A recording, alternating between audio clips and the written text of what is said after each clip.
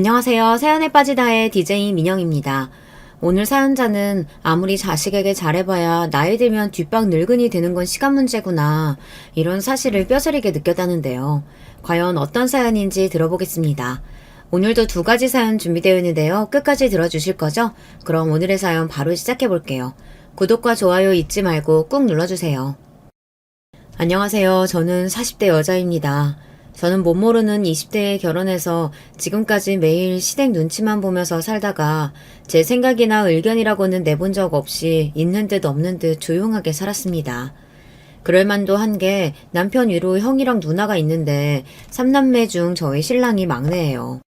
특히나 남편이 형이랑 10살 차이가 나고 누나랑은 8살 차이가 나다 보니 시댁 식구들이 남편을 어린애 취급합니다. 제가 제 입으로 이런 이야기하기 싫지만 시댁에서 막내 며느리인 저는 시댁에 있는 강아지보다도 서열이 낮아요. 제가 이런 이야기를 하면 남편은 아니라고 왜 그런 이야기를 하느냐고 하지만 제가 체감상 느끼는 시댁에서의 분위기는 그렇습니다. 남편과 마찬가지로 저도 친정에서 막내예요. 그런데도 시댁은 우리 집하고는 분위기 자체가 다릅니다. 저는 어릴 때부터 막내라서 오빠와 언니의 사랑을 듬뿍 받고 자랐어요. 부모님도 저라면 끔찍해 하셨고요. 그런데 시댁은 달랐습니다. 항상 남편을 어린애 취급하는 건 물론이었고 집안에 큰일이 있을 때마다 남편의 의견은 아예 들어주지 않았어요. 결혼 초기부터 그랬습니다. 결혼하고 얼마 되지 않아 남편 생일이라 제가 시댁 식구들을 모두 초대하려고 했어요. 시부모님이 지방에 계시다 보니 결혼하고 나서 한 번도 저희 신혼집에 와보지 못하셨으니까요. 아무래도 궁금하실 것 같았거든요. 그런데 남편이 하는 말이 신기하더라고요. 자기 마음은 아는데 원래 우리 집은 생일 안 챙겨. 형이랑 누나 바쁠 때는 부모님 생일도 안 챙겼는데 내 생일을 챙기겠어? 저는 남편이 하는 말이 이해가 되지 않았습니다. 그래서 그게 무슨 소리냐고 되물었어요. 형제라고 해봐야 셋인데 왜 생일을 안 챙기냐고요. 거기다가 아무리 바빠도 어떻게 부모님 생신을 안 챙길 수 있냐고 저도 모르게 따져 물었습니다. 어릴 때는 우리 집도 챙기긴 챙겼었는데 형이랑 누나가 결혼하고 나서는 다들 바쁘다고 1년에 명절 2번만 챙기자고 했어. 시댁도 처음부터 이랬던 건 아니랍니다. 예전에는 다들 서울에 살지 않았어도 자주 모이기도 했었다는데 아주버님이 결혼하고 시누이까지 결혼하고 나선 집안 분위기가 달라졌대요. 1년에 2번? 아무리 바빠도 가족끼리 어떻게 그러고 살아? 어머님이랑 아버님은 안 서운해하셔? 저는 아무리 이해해보려고 해도 이해가 되지 않았습니다. 외국에 나가 있는 것도 아니고 고작 서울하고 충청도인데 바쁘다는 핑계로 자식들이 부모를 1년에 딱 2번만 보러 간다는 게 이상했어요. 나도 형이랑 누나한테 좋게 말해봤지. 근데 워낙 형이랑 누나랑 나이 차이가 나다 보니까 씨알도 안 먹혀. 그래서 부모님 댁 가고 싶으면 그냥 나만 혼자 내려갔다 오기도 했어. 연애할 때야 당연히 몰랐지만 결혼하고 보니 아주버님과 시누이가 집안일에 소홀하시더라고요. 저도 이유는 자세하게 모르지만 아주버님이랑 시누이가 결혼 전 장사하겠다고 둘이 서울에 올라와 식당을 차렸었는데 그게 잘 안 됐는지 사이가 틀어졌다고 하더라고요. 그러다가 두 분 다 결혼하고 각자 배우자가 생기고 나서는 서로 돈 문제까지 엉켜서 사이가 더 안 좋아졌다고 했습니다. 몇 년을 아예 안 만나다시피 하시다가 몇 년 전부터 시아버지의 호통에 명절에만 잠깐 만난다고 했어요. 그랬구나. 아버님, 어머님 두 분 다 연세가 있으셔서 앞으로 병원 갈 일도 많고 챙겨드려야 할 것도 점점 많아질 텐데 그럼 우리가 잘 챙겨드리자. 에이, 괜찮아. 형이랑 누나도 나 몰라라 하는데 당신까지 고생시킬 수 없지. 내가 알아서 할게. 남편은 저에게 미안해서 본인이 알아서 하겠다고 했지만 저는 그렇게 생각하지 않았습니다. 며느리도 자식인데 제가 도울 수 있는 일은 도와야 한다고 생각했어요. 남들이 들으면 요즘 무슨 그런 며느리가 있냐고 하실 수도 있지만 저는 그게 옳다고 생각했어요. 친정에서도 제가 막내라 부모님 연세가 많으세요. 친정 부모님이 퇴직하시고 지방으로 귀농하셨었는데 몇 년 만에 다시 서울로 올라오셨어요. 젊어서도 안 하던 농사일을 하려니 여기저기 아프기 시작해서 병원 갈 일이 자주 생겼는데 지방에 있으니 큰 병원에 다니려면 서울에 자주 올라와야 하더라고요. 한 번은 그런 적도 있었습니다. 친정어머니께서 열감기가 나서 약을 먹고 잠들었는데 새벽에 열이 40도까지 올라서 경기까지 하신 거예요. 옆에 계시던 친정아버지가 당황해서 곧바로 119에 연락을 했는데도 주변에 큰 병원이 없어서 큰일 날 뻔한 적도 있었어요. 그때 친정부모님은 실컷하고 놀라셔서 바로 시골집을 처분하고 서울로 다시 올라오셨어요. 그때 일을 겪고 나니 어르신들도 연세가 들고 나면 자식들의 보살핌이 꼭 필요하구나 라는 생각이 들더라고요. 병원도 병원이지만 요즘은 다 디지털 시대다 보니 어디를 가나 핸드폰을 필요로 하고 주문조차도 기계로 해야 하잖아요. 자식이 아니면 누가 어르신들을 도와주겠어요. 아주버님이나 시누이도 나이가 많으니 저와 남편이 하는 게 맞는다고 생각했어요. 남편의 부모님이면 제 부모님이나 마찬가지니 말로만 하지 말고 알아서 잘 챙겨드려야지 마음먹었습니다. 그런데 시댁 분위기는 제가 생각한 것보다 더 심각했어요. 남편 말이 농담인 줄 알았는데 정말로 명절이 아니면 식구들끼리 연락도 잘 안 하더라고요. 남편은 그렇지 않아요. 가족들과 자주 어울리고 부모님도 자주 만나러 가고 싶어서 아주버님과 시누이 사이를 풀어보려고 했는데 잘 안 된다고 하더라고요. 나이도 어리고 막내다 보니 남편이 아주버님이나 시누이에게 이야기를 해도 둘 다 듣지도 않을 뿐더러 시부모님도 자식들 사이가 돈 때문에 안 좋아지게 된 꼴을 보기 싫다고 와서 싸울 바에야 차라리 오지 말라고 하시나 보더라고요. 그랬으니 동생 생일 같은 건 당연히 관심이 없었죠.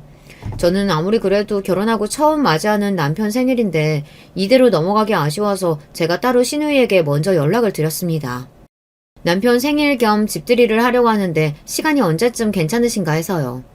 그런데 시누이의 반응이 놀라웠습니다.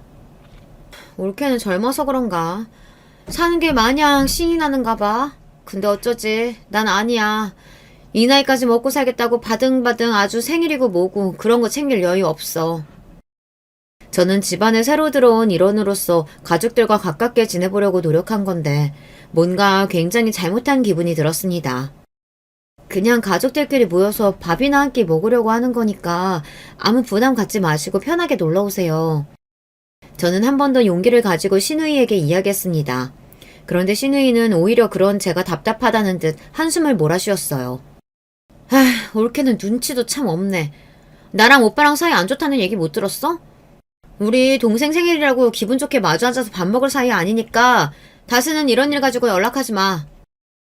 시누이는 쓸데없는 일로 연락하지 말라고 단호하게 말했습니다. 저로서는 나름 용기 내서 한 이야기인데 바로 면박을 받아버리니 자존감이 확 무너져 버렸어요. 저는 곧바로 아주버님에게 전화하려다가 괜히 긴장돼서 동서인 형님에게 슬쩍 먼저 연락을 했습니다.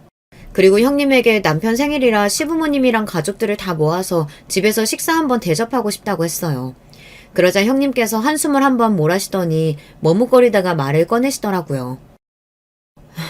동서 마음 모르는 거 아닌데 괜한 일 하지 마.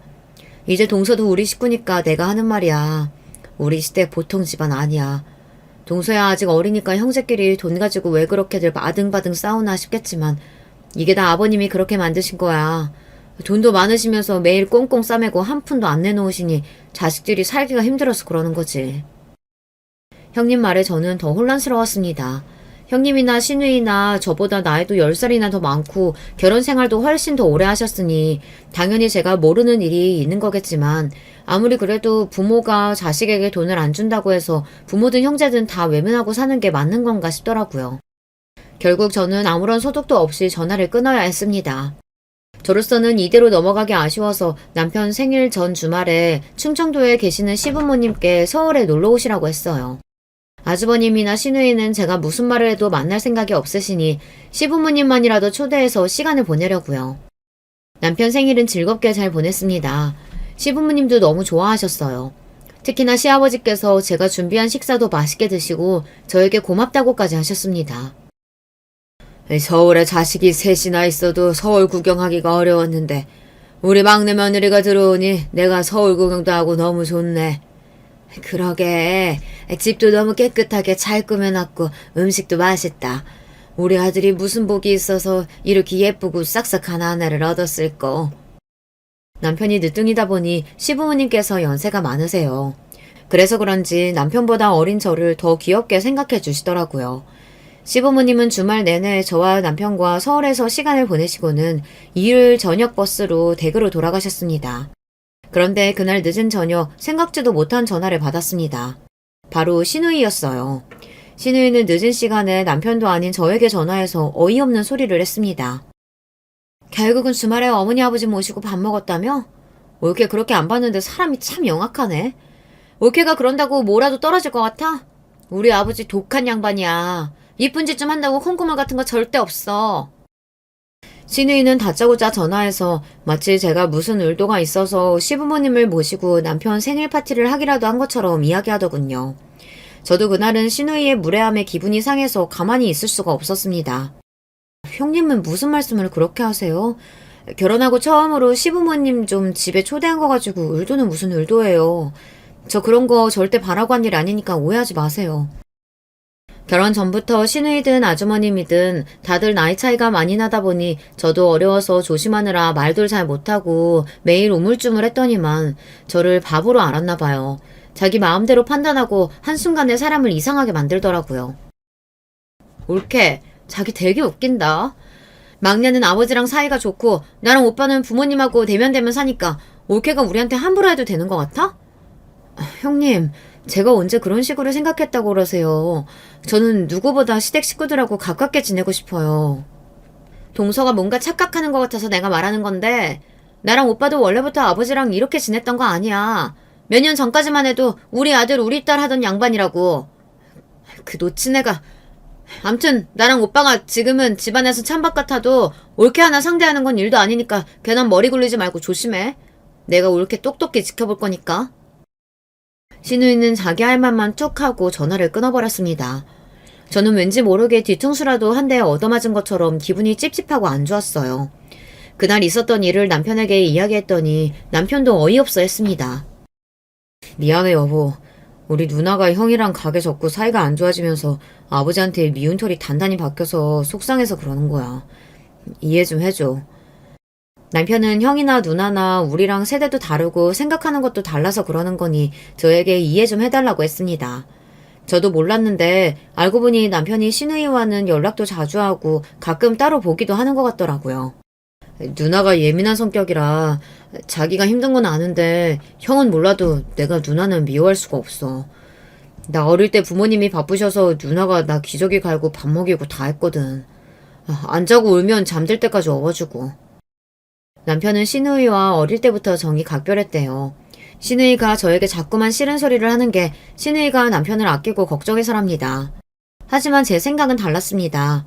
남편을 너무 쉽게 생각하는 것 같았어요. 본인이야 형제니 사이가 좋든 나쁘든 어려울 게 없어도 며느리인 제 입장에서는 불편할 일이 하나둘이 아니었어요. 저 나름대로는 시댁 식구들하고 잘 보내보려고 노력한다고 했는데도 그 뒤로도 시누이와는 썩 관계가 나아지지 않더라고요. 시누이와는 자주 만날 일이 많지 않다 보니 사이가 썩 좋지 않아도 문제가 없을 줄 알았는데 제가 생각한 것보다 시누이가 더 이상하더라고요. 사람 괴롭히는 방법도 참 여러 가지인 게 시누이는 툭하면 저에게 전화해서 아주버님이나 형님 욕을 하는 것도 모자라 명절이 다가오면 제게 전화해서 명절 계획 같은 걸 물었어요. 내가 생각해봤는데 이번 설에는 올케가 갈비랑 전 좀 해오는 게 어때? 엄마 연세도 많으신데 제사 지낸다고 몇 날 며칠 전부터 휘장 보고 음식 준비하시잖아. 큰 며느리라고 있어봐야 시댁 제사고 보고 신경도 안 쓰는데 막내 며느리인 올케라도 며느리 노릇해야지. 시누이는 웬만한 시어머니보다 더 했어요. 시어머니도 저에게 안 하시던 시집살이를 시켰습니다. 저 이번에는 친정에 먼저 들렸다가 내려가기로 해서 명절 당일이나 내려갈 것 같아요. 어머님 힘드시다고 하시면 제가 갈비랑 저는 따로 주문해서 가지고 갈게요. 제가 누구한테 싫은 소리 같은 건 못하는 사람이지만 그래도 제 할 말은 합니다. 슈니가 정말로 시어머니를 걱정해서 같이 일찍 가서 음식 준비하자고 했으면 저도 아마 그렇게 했을 거예요. 그런데 명색이 딸인 시누이 본인은 아무것도 안 하면서 저에게 큰며느리인 형님 욕까지 흘리고 만만한 저에게 다 덤탱이 씌우려고 하는 속이 뻔히 보이는 짓을 하니 맞장구도 쳐주고 싶지 않더라고요. 올케, 우리 집 제사 지내는 거 몰라? 조상님들 드시는 제사상에 누가 불순하게 사온 음식을 올리니? 시누이는 갑자기 버럭 소리를 질렀습니다. 저희 친정도 제사 지내는데요. 몇 년 전부터 어머니가 너무 힘드시다고 따로 다 주문해서 하세요. 근데 집에서 기름냄새 풍기면서 힘들게 하는 것보다 훨씬 더 저렴하고 맛있더라고요. 제가 어머님께 따로 전화드려서 상의할 테니 형님은 걱정하지 마세요. 시누이에게 더는 잔소리 듣고 싶지 않아 말을 잘랐습니다. 시어머니와 제가 따로 통화해서 알아서 하겠다고 했어요. 그러자 제 말에 심통이 난 시누이가 목소리를 쫙 깔더군요. 이제는 하다하다 10살 넘게 어린 올케까지 날 무시하네. 두고 봐. 내가 가만히 있을 줄 알아? 형님, 저 절대 형님 기분 상하게 하려고 이러는 거 아니에요. 형님이 자꾸 말도 안 되는 거 가지고 꼬투리를 잡으시니까. 신우이는 겪으면 겪을수록 자격지심이 심한 사람이었습니다. 제가 잘못한 것도 없는데 신우이는 제가 무슨 말만 하면 무시한다, 두고 봐라, 지켜보겠다 경고했어요. 우리 착한 막내가 결혼하더니 누나한테 연락도 안 하고 신경도 안 쓴다 했더니만 이제 보니까 올케가 다 뒤에서 조정하고 있었던 거구나. 사람이 미쳐서 팔딱팔딱 뛰겠다는 게 바로 이런 기분을 두고 하는 말이더군요. 결혼하고 신우이 얼굴을 직접 보고 대화한 건 손에 꼽힐 정도였는데 툭하면 전화해서 본인 스트레스를 괜히 저한테 풀어대니 정말 못 살겠다는 소리가 나오더군요. 이래서 내가 결혼하겠다고 처음 집에 데려왔을 때부터 마음에 안 든다고 한 거야. 자고로 여자가 조신하게 입이 무거워야 하는데 어른들이 말하면 한마디도 안 주고 꼬박꼬박 말대꾸를 하니 아휴, 우리 엄마는 어쩜 이렇게 며느리 복이 하나도 없을까. 신이는 드디어 정신이 어떻게 된 건지 급기야 할 말 못할 말 구분을 못하고 막말을 해댔습니다. 결혼하겠다고 제가 시댁에 인사 왔을 때부터 제가 마음에 안 들었대요. 형님 그만 좀 하세요. 자꾸 시도 때도 없이 전화하셔서 저한테 이러시면 저도 더는 가만히 안 있어요. 어머님 아버님께 다 말씀드릴 거예요. 어머, 내가 뭘 어쨌다고 이래? 올케 사람 이상하게 만든다. 올케 진짜 못 쓰겠구나. 신우이와 이야기하다 보면 금방이라도 제가 미쳐버릴 것 같았습니다. 심지어 신우이와 통화한 날은 남편까지 미워질 정도로 짜증이 났어요. 제가 무슨 부귀영화를 누리겠다고 이런 남자를 만나서 이런 취급을 당하고 있나 후회까지 되더라고요. 남편과 저는 친구 소개로 만나 1년 정도 연애를 하고 결혼했습니다. 남편을 소개한 친구에게 듣기로는 남편이 시골에서 꽤 땅부자인 집안의 늦둥이 막내 아들이라고 했어요. 사람이 있는 집에서 곱게 자란 부잣집 도련님 같기도 하다고요. 저도 속물인 게 그 말에 홀떡 넘어가 소개팅을 하기도 전부터 남편이 마음에 들었습니다. 그런데 주선자가 했던 말이 다 맞았어요. 남편은 땅 부잣집 막내 아들의 성격도 온순하고 착했어요. 연애하는 1년 동안 남편이 사소한데 화내는 모습을 한 번도 본 적이 없습니다. 저도 형제가 많은 집의 막내로 자라서 워낙 성격이 밝고 싫은 소리를 못해요. 그러다 보니 저와 남편은 성격이 잘 맞아서 결혼하고도 부부싸움을 해본 적이 없었어요. 그런데 그런 남편이 시댁에만 가면 신우이와 아주버님 때문에 화가 나서 참기 힘들어 하더라고요. 그런데 저도 이해가 되는 게 신우이와 아주버님이 심하긴 해요. 1년에 딱 2번 명절에만 만나는데도 시부모님이 있는 앞에서 언성을 높이고 싸웁니다. 싸우는 이유는 항상 돈 때문이에요. 저는 아주버님과 신우이가 동업을 한 줄 알았는데 동업을 한 건 아니고 아주버님이 하는 식당에서 신우이가 일했나 보더라고요. 그런데 신우이가 월급 말고도 자꾸만 돈을 가불해서는 일도 제대로 안 하고 사람들 앞에서 사장 신용까지 하니 아주버님이랑 사이가 안 좋아졌나 보더라고요. 너 그때 가불해서 간 700은 도대체 언제 갚을 거냐? 내가 너 때문에 애들 엄마 볼 낯이 없다 없어. 그때가 언젠데 아직도 돈 이야기를 하고 있어. 내가 돈 있었으면 벌써 갚았지. 없는 걸 어떡해. 아이고 그만 좀 못해? 이것들이 엄마 앞에 두고 뭐하는 짓들이야. 엄마 2년 말하는 것 좀 봐요. 자기가 꼭 갚겠다고 사정사정해서 빌려준 건데 지금 와서 없다고 배째라잖아요. 내가 언제 배째라 그랬어. 오빠가 돼가지고 그 정도도 못 주냐? 그만 안 해. 내가 너희 년놈들 때문에 속이 썩는다 썩어. 동생 보기 부끄럽지도 않아? 혜연아 이따 아버지 앞에서도 그렇게 싸워라. 그랬다가는 너희 둘 다 쫓겨날 줄 알아. 아버지가 돈 좀 달라고 했을 때 척척 줬어 봐. 형제들이 그깟 700만 원 때문에 이 난리를 피우겠어? 뭐? 이게 뚫린 입이라고 함부로 말하는 것 좀 봐.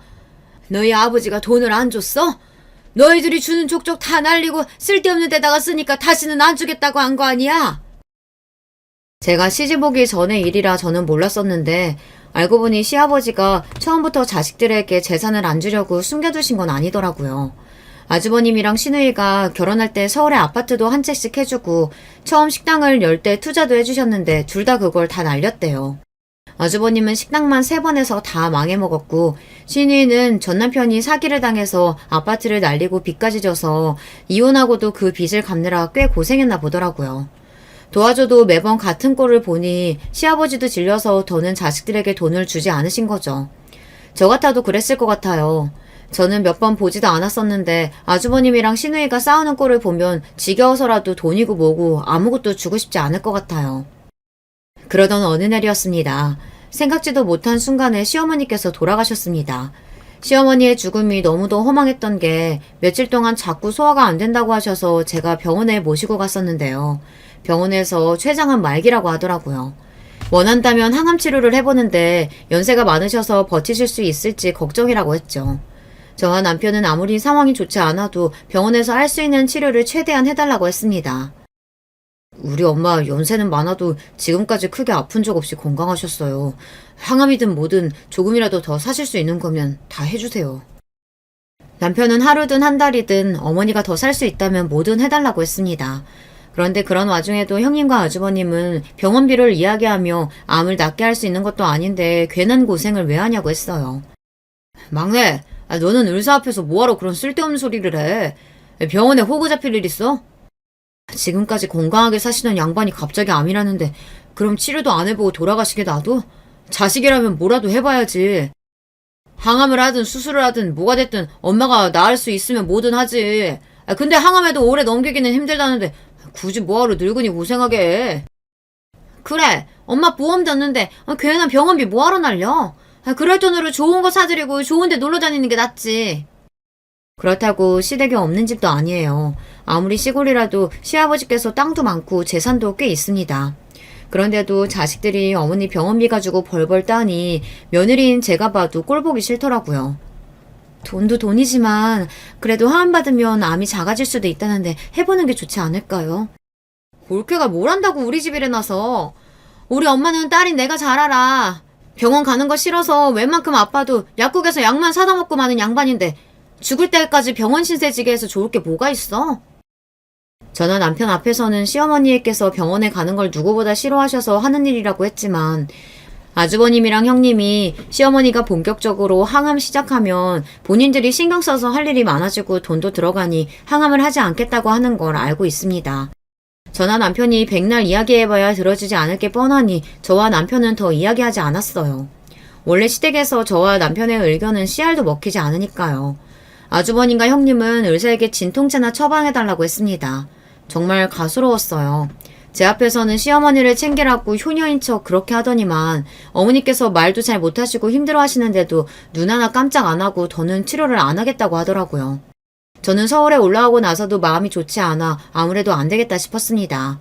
그래서 남편에게 말했어요. 우리가 서울로 모시고 와서 항암 받게 해드리자고요.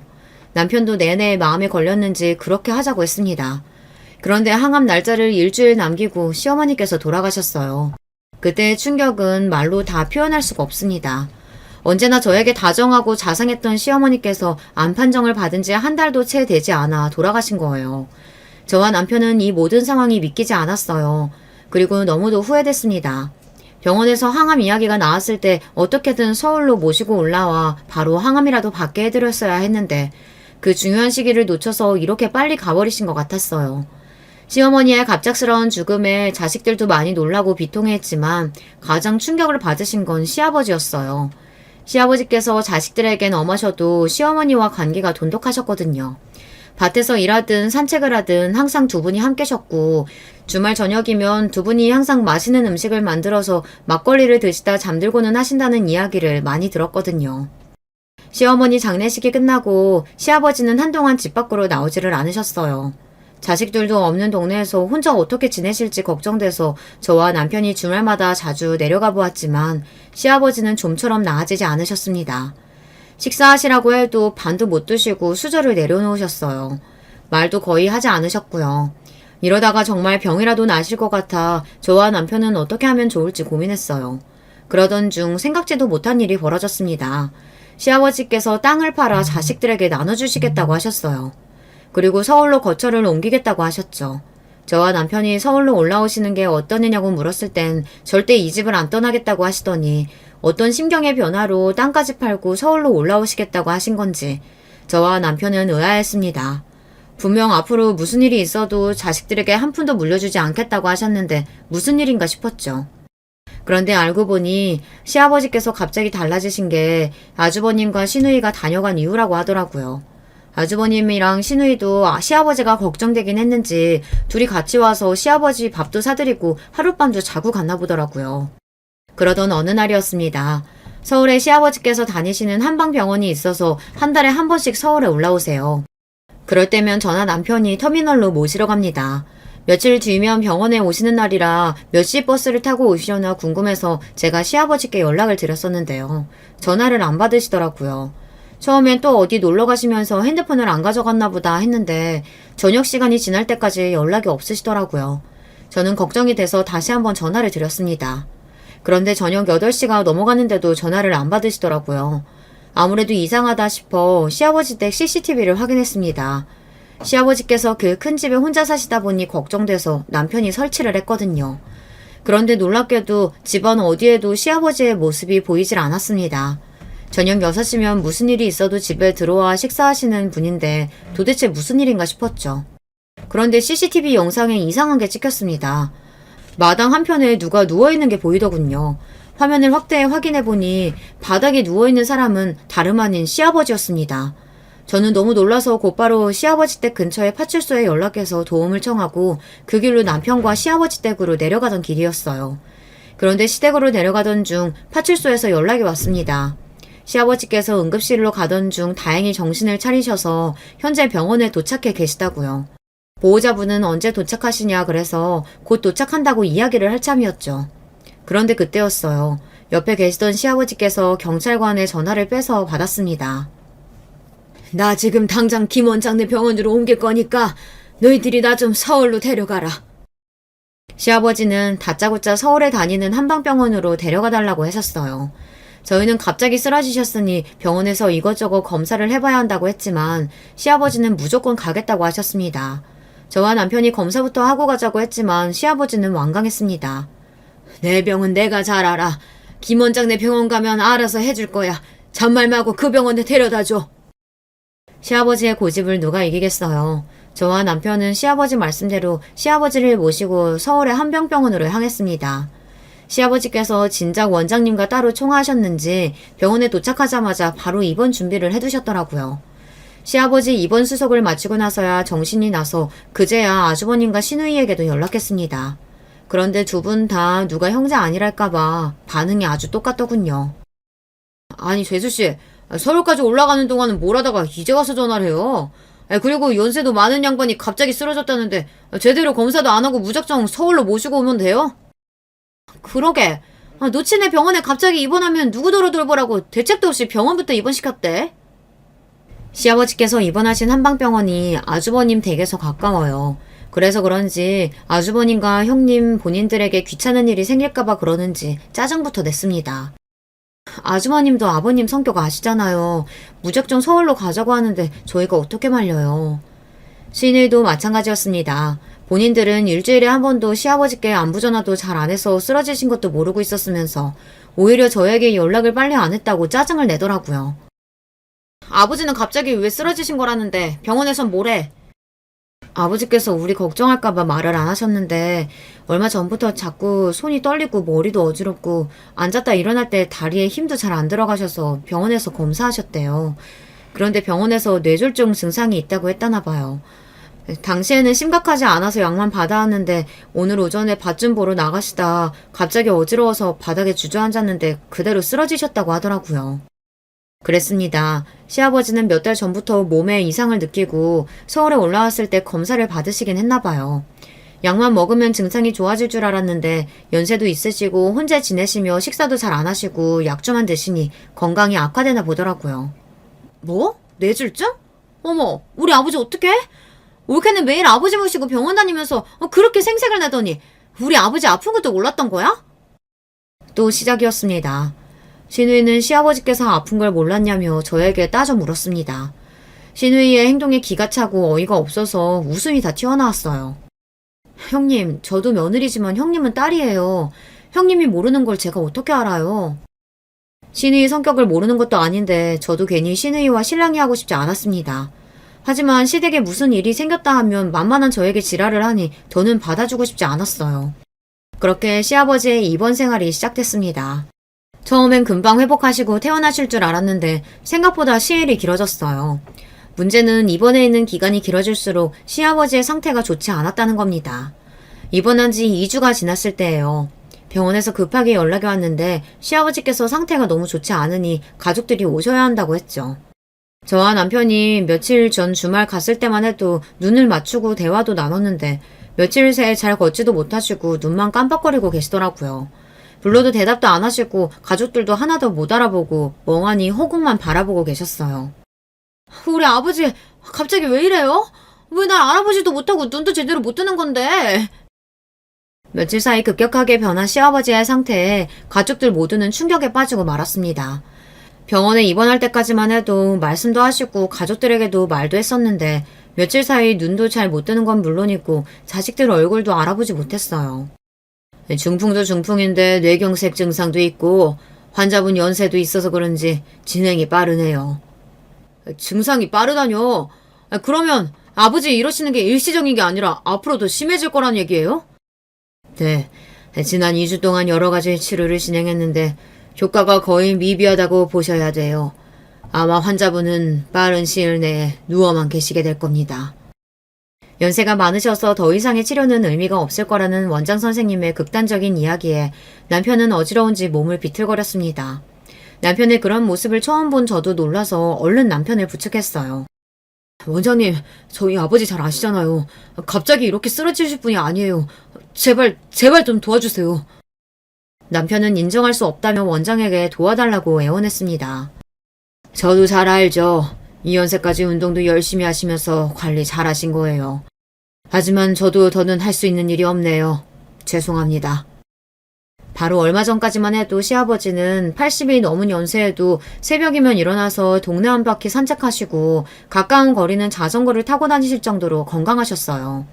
그랬던 분이 하루아침에 저렇게 달라지시니 가족들 모두가 당황스러웠습니다. 남편이 끝까지 원장 선생님에게 방법이 없냐고 조르자 몸에 자극을 주는 도수치료는 계속 받을 수 있는데 아마 크게 효과는 없을 거라고 했어요. 그거라도 해주세요. 아버지 전처럼은 아니더라도 자식들 이름은 부를 수 있게 해주실 수 있잖아요. 눈물까지 흘리며 어쩔 줄 몰라 하는 남편을 저는 애써 위로했습니다. 시어머니께서 돌아가셨을 때도 남편은 실신할 정도로 충격을 받았었어요.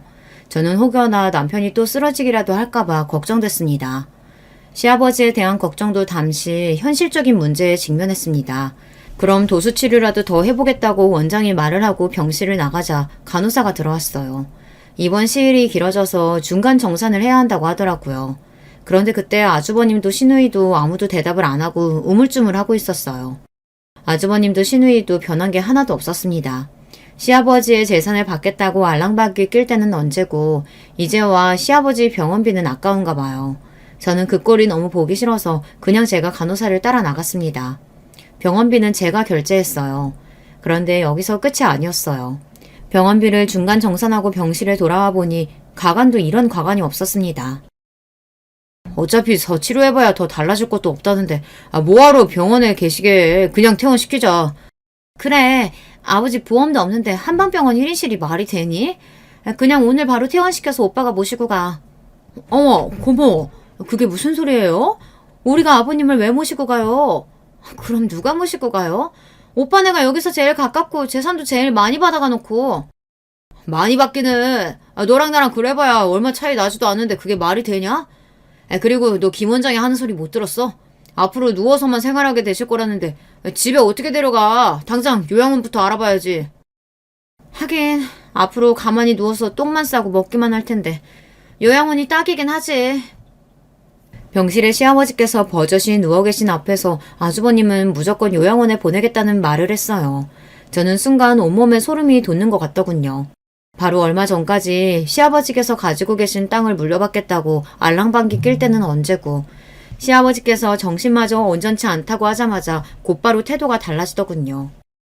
병실 좁고 냄새나서 답답해 죽겠어. 도대체 언제까지 여기서 이야기할 거야? 어차피 요양원 알아보기로 결정 다 한 거니까 그만 집에 좀 가자. 그래. 간병인도 있는데 우리가 여기서 백날 이야기해봐야 뭐해. 나랑 애들 엄마가 바로 요양원 알아보고 비용 이야기해 줄 테니까 다음 달부터 알아서들 3분의 1씩 다 내. 어머, 이게 다 무슨 소리야? 오빠가 장남이라고 땅은 제일 많이 받아갔잖아. 그럼 당연히 요양원비는 오빠가 내야지. 뭐? 너 드디어 정신이 나갔냐? 땅은 나만 받았어? 재산은 딸도 공평하게 받아야 한다고 야금야금 뺏어간 게 누군데? 웬일로 마음이 맞나 싶었더니만 아주버님과 시누이는 금세 원래대로 돌아왔습니다. 병실은 금세 아수라장이 됐어요. 요양원 이야기가 나오자마자 곧바로 또 돈 이야기가 나오고 아주버님과 시누이는 싸우기 시작했어요. 형 누나 그만 좀 해. 아버지 다 듣고 계시는데 이러고 싶어요? 평소 형과 누나에게 싫은 소리 한마디 못하던 남편도 화가 났는지 웬일로 나서서 언성을 높였어요. 하지만 세상에서 제일 만만한 남편의 말이 자기들밖에 모르는 형제들에게 들릴 리 없었죠. 이 자식이 어디서 누나랑 형 이야기하는데 끼어들여. 그렇게 아버지 걱정되면 네가 요양원비 다 내던지 아버지를 모시던지 하면 되잖아. 아주버님과 시누이가 하는 행동에 질릴 대로 질린 저는 두 사람 다 사람 같아 보이지 않았어요. 사람이 너무 화가 나니 생각할 틈도 없이 말부터 버럭 튀어나오더군요. 그만 좀 하세요. 멀쩡한 자식이 셋이나 있는데 요양원은 무슨 요양원이에요? 알겠어요. 제가 모실게요. 저 이대로 아버님 보낼 수 없어요. 저도 왜 그랬는지 모르겠습니다. 바짝 마른 몸으로 눈도 못 뜨고 병실에 누워 계신 시아버지의 모습을 보는데 도저히 발이 떨어지지 않더라고요. 제가 결혼하고 지금까지 돌아가신 시어머니나 시아버지에게 특별히 잘한 것도 없는데 시아버지는 저에게까지 땅을 물려주시겠다고 하셨어요. 물론 재산 좀 받았다고 모시겠다는 건 절대 아니에요. 며느리까지 자식들하고 똑같이 대우해 주시겠다는 시아버지의 마음이 감사하기도 하고 지금까지 시아버지께서 저를 챙겨주셨던 걸 생각하면 앞으로 남은 생 제가 챙겨드려도 되겠다는 생각이 들더라고요. 그런데 그 순간 믿기지 않는 일이 벌어졌습니다. 멍한 얼굴로 병실에 누워만 계시던 시아버지께서 갑자기 침대에서 벌떡 일어나셨어요. 그 모습에 너무 놀라서 순간 시아버지가 좀비로 변하기라도 한 건가 싶었습니다. 그 정도로 놀라서 눈알이 튀어나오는 줄 알았어요. 그런데 더 놀라운 건 시아버지께서 조금 전과는 달리 너무도 멀쩡하게 말을 했다는 겁니다. 내가 이럴 줄 알았다. 니놈들이 변했을 리가 없지. 망할 놈들. 땅 준다고 했을 때는 온갖 가먼이설로 사람을 다 휘감아 놓더니만 배은망덕한 놈들. 감히 나한테 거짓말까지 해? 아버지, 분명 준풍이라고 했는데 어떻게 이렇게 멀쩡하세요? 지금 이 상황에 내가 멀쩡한 게 문제냐? 이 자식아! 막내가 내 땅 노리고 잘하는 거라고 애미가 뒤에서 다 조정하는 거라고 하더니만 그래, 내가 애초에 믿지도 않았어. 시아버지의 행동에 저와 남편은 둘 다 눈이 휘둥그레져서 말문이 턱 막혔습니다. 시아버지는 멀쩡해도 너무 멀쩡했어요. 어찌됐든 다 떠나서 너무 다행이다 싶었습니다. 그때였습니다. 너무도 멀쩡하게 저에게 다가온 시아버지께서 저와 남편의 손을 지그시 잡았어요. 저 년놈들이 헛소리해서 하마터면 내가 깜빡 속을 뻔했지 뭐냐. 고맙다 우리 아들 우리 며느리. 이제 나한텐 너희뿐이다. 저는 도대체 이게 다 무슨 일인가 싶었어요. 그런데 알고 보니 시아버지께서 다 꾸민 일이라네요. 알고 보니 시아버지께서 갑자기 서울에 올라오겠다고 하신 게 아주버님과 시누이의 작품이었더군요. 시어머니께서 돌아가시고 나서 장례식장에서부터 아주버님이랑 시어머니가 둘이 짝짝꿍을 하더니만 어느새 다시 가까워져서는 같이 식당을 다시 하려나 했나 봐요. 그것도 이번엔 아주 작정하고 크게 말이죠. 아주버님이나 시누이나 둘은 자금이 없으니 이 김에 시아버지에게 땅을 팔게 할 작정으로 남편과 저를 이용한 겁니다. 아버지, 저도 막내에 대해서 이렇게 말하고 싶지는 않은데 애가 장가가더니만 아주 이상해졌어요. 제가 괜히 분란 만드는 것 같아서 차마 말씀 못 드렸는데 어머니 돌아가시기 전에 병원에서 항암하면 어머니 좀 더 사실 수 있다고 했는데도 그걸 글쎄 우리한테도 일절 이야기 안 하고 더 방법 없다고 그냥 약만 드시게 한 거더라니까요. 뭐? 그게 진짜야? 아버지, 우리가 이런 거 가지고 거짓말을 뭐하러 하겠어요. 우리도 어머니 돌아가시고 나서야 알아서 얼마나 속상했는데. 말도 안 돼. 우리 순진한 막내놈이 그럴 리가 없어. 우리 막내가 어디 그러래야. 아버지가 예뻐하는 그 막내 며느리가 우리 착한 막내 뒤에서 다 조종하는 거지. 그 여우 같은 것들이 아버지한테도 괜한 짓 하기 전에 이제 현실을 보시고 자식들 말 좀 들으세요. 이참에 시골집이며 땅 다 팔고 서울로 올라와서 자식들 곁에 사시면 아버지도 좋잖아요. 그래요. 자식들이 다 서울 사는데 아버지 연세에 어떻게 혼자 살아. 제가 우리 집 근처에 좋은 집으로 알아볼 테니까 걱정하지 말고 서울 올라오세요. 시누이와 아주버님은 본인들이 한 짓을 저에게 덤탱이 씌운 것도 모자라서 시아버지의 재산까지 노리고 서울로 모셔오겠다고 한 겁니다. 다시 생각해도 사람 같지 않아요. 남도 아니고 가족을 상대로 어떻게 저럴 수가 있을까요? 시아버지도 자식이 둘이나 작당하고 말을 하니 그때까지는 당신이 정말 저를 잘못 본 건가 싶으셨답니다. 그래서 계획을 세우신 거예요. 어차피 죽으면 다 자식들에게 남기고 갈 재산, 조금이나마 아버지인 당신을 생각하고 멀쩡한 자식에게 남겨주겠다 마음먹은 거죠. 그래서 이런 말도 안 되는 일을 꾸미신 거예요. 평소에 친분이 있던 한방병원 원장님께 부탁해서 본인이 중풍에 걸려 쓰러진 것처럼 연기하신 겁니다. 본인이 손 하나 까딱 못하고 정신도 없이 누워만 있으면 자식들이 어떻게 하는지 지켜보신 거죠. 진실을 모두 알게 된 시아버지는 그날로 아주버님과 시누이에게 주기로 했던 땅과 재산을 모두 다시 빼앗았습니다. 너희는 내가 오늘 당장 죽어도 내 돈 10원 한 장 못 가져가니까 그렇게 알아. 아버지 왜 그러세요? 제가 잘못했어요. 한 번만 용서해 주세요. 이거 제 생각 아니에요. 순자 전현이 이렇게 하자고 한 거예요. 뭐야? 내가 언제? 아버지 저 새끼 다 말 뻥이에요. 아버지 제 맘 아시죠? 아주버님과 시누이는 끝까지 가관이었습니다. 50을 훌쩍 넘긴 나이에 도대체 뭐 하는 것인지 모르겠어요. 그날 이후 시댁에는 많은 변화가 있었습니다. 시아버지께서는 모두 다 정리하고 서울로 올라오셨어요. 저와 남편은 저희가 모시겠다고 했는데도 시아버지는 한사코 거절하셨습니다. 너희 시어머니 돌아가셨을 때 이미 우리나라에서 제일 좋다는 실버타운 계약해뒀다.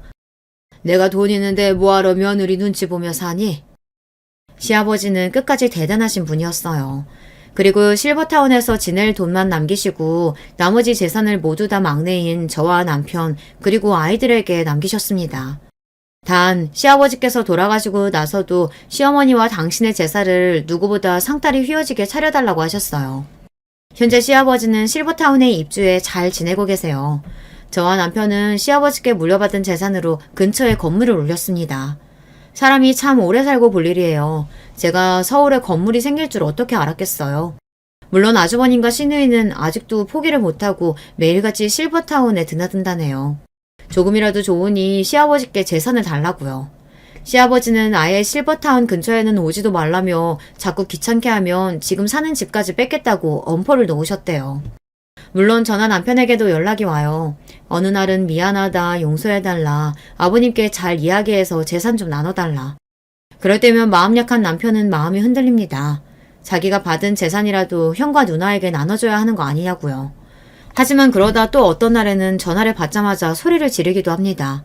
본인 아버지 재산이니 당장 내놓으라고요. 네가 뭔데 나도 못 받는 재산을 네가 받아! 아버지 모시고 사는 것도 아니면서 양심이 있는 거야? 아무 때나 전화해서 저에게 막말을 퍼붓는 시누이가 남편도 이제는 질리는지 제 핸드폰을 뺏어받아 남편이 대신 시누이에게 소리를 질러줍니다. 누나야말로 양심이 있냐? 그런 짓까지 버려놓고 어떻게 우리한테 전화할 수가 있어? 자꾸 이러면 아버지한테 말해서 누나 집까지 뺏을 거니까 다시는 전화하지 마. 남편처럼 마음 약한 사람이 진심으로 한 이야기는 아니겠지만 그래도 그날 이후에는 시누이에게 연락이 오지 않았어요. 저러다 또 속이 뒤틀리면 저에게 전화하겠지만 상관없습니다. 저는 이제 그러려니 해요. 정신 나간 사람들과 더 이야기해봐야 뭐 하겠어요. 저는 저대로 잘 먹고 잘 살면 그만이죠. 저는 끝까지 제 재산 지키면서 행복하게 살 거예요. 끝까지 제 이야기 들어주셔서 감사합니다. 여러분의 가정에는 항상 행복한 일만 있으시길 바랄게요. 여러분 안녕하세요. 저는 현재 충정도에서 행복하게 사는 40대 후반 여자입니다. 요즘 날씨가 매우 덥죠. 친정 부모님이 시골에서 과수원을 크게 하고 있는데 일을 도우러 가면 더워서 땀이 계속 나오더라고요. 그래도 맛있는 과일을 보면 그렇게 뿌듯할 수가 없답니다. 저는 한동안 서울에서 살다가 얼마 전에 시골로 내려왔어요. 풍경을 보기만 해도 자연 속에 있다는 그 느낌 자체가 얼마나 좋은지 몰라요. 어렸을 때 시골에서 자라서 저는 도시보다 시골이 훨씬 더 좋답니다. 사실 우리 가족이 시골에서 살게 된 계기는 다 저 때문이에요. 원래는 아빠는 서울에서 일하던 회사원이었어요. 제 위로는 2살 차이 언니가 있고 제가 크게 아프기 전까지는 다 같이 서울에서 살았다고 하더라고요. 저는 너무 어릴 때가 잘 기억이 나지 않습니다. 제 인생의 오랜 기억은 거의 병원에서 있었던 기억들이에요. 엄마, 나 집에 가고 싶어. 병원 싫어. 아픈 것도 싫어. 나 집에 갈래. 언니랑 아빠도 보고 싶어. 응? 나 수술하는 것도 싫고 그냥 언니랑 피자 먹으러 가고 싶어. 나 집에 갈래. 보내줘. 수영아, 엄마도 우리 수영이 데리고 집으로 가고 싶어. 그런데 수영이 내일 수술하잖아. 그거 끝나고 회복하면 엄마랑 같이 집에 가서 언니랑 아빠 보는 거야. 알겠지? 어렸을 때 저는 심장 쪽에 질환이 크게 있었다고 합니다. 태어날 때는 멀쩡했는데 6살 때쯤 갑자기 크게 아프기 시작했대요. 아직 학교도 들어가기 전이었던 어린 시절인데 수술도 여러 번 했다고 하더라고요.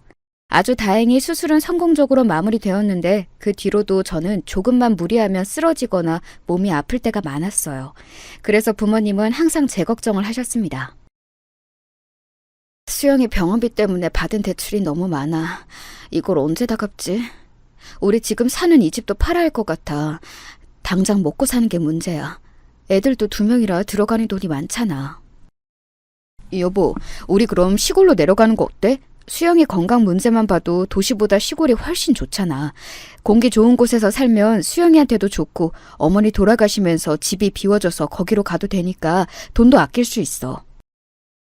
무사히 수술이 끝난 것은 다행이었지만 제 병은 우리 집에 어마어마한 빚을 가져왔습니다. 워낙 큰 수술이라 수술비도 비쌌고 입원도 오래 했기 때문에 아빠가 혼자 벌어오는 돈으로는 서울에서 사는 것이 힘들었다고 해요. 마침 그때가 시골에 살던 할머니가 돌아가셔서 집이 비워진 상태였습니다.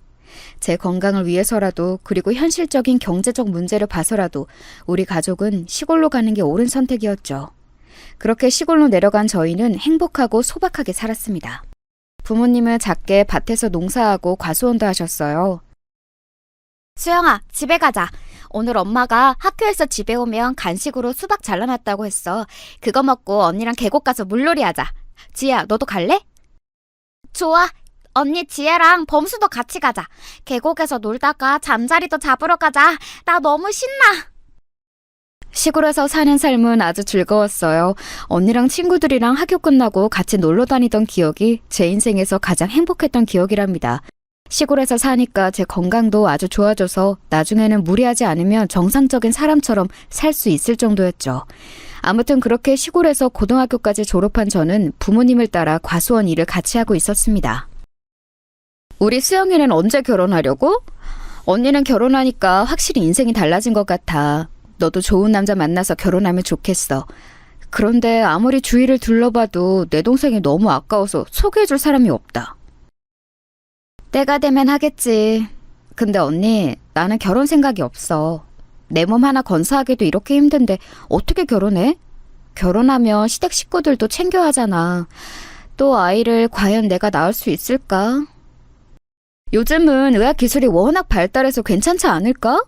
수영이 너 그래도 우리가 시골로 와서 건강도 많이 좋아졌잖아. 결혼해서도 시골에서 살면 되겠네. 언니, 누가 요즘 마누라 따라서 처가에서 사냐? 웃겨 진짜. 아, 됐어. 나는 결혼 안 할래. 몸도 아픈데 이런 나랑 누가 결혼하겠어? 그냥 내가 부모님 모시고 평생 살게. 언니는 똑똑해서 서울로 대학을 가서 거기서 형부를 만나 결혼했어요.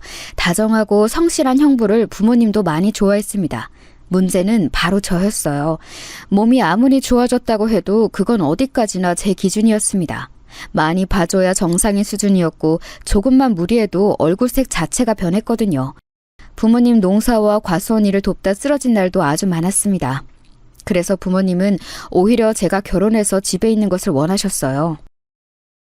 수영아, 엄마가 선자리 알아왔어. 여기 나가봐. 저쪽 마을 은행 다니는 사람 아들인데 괜찮대. 키가 조금 작고 못생기긴 했는데 그래도 사람의 된데미가 중요하잖아. 알지? 아유, 나는 결혼 안 해도 된다니까.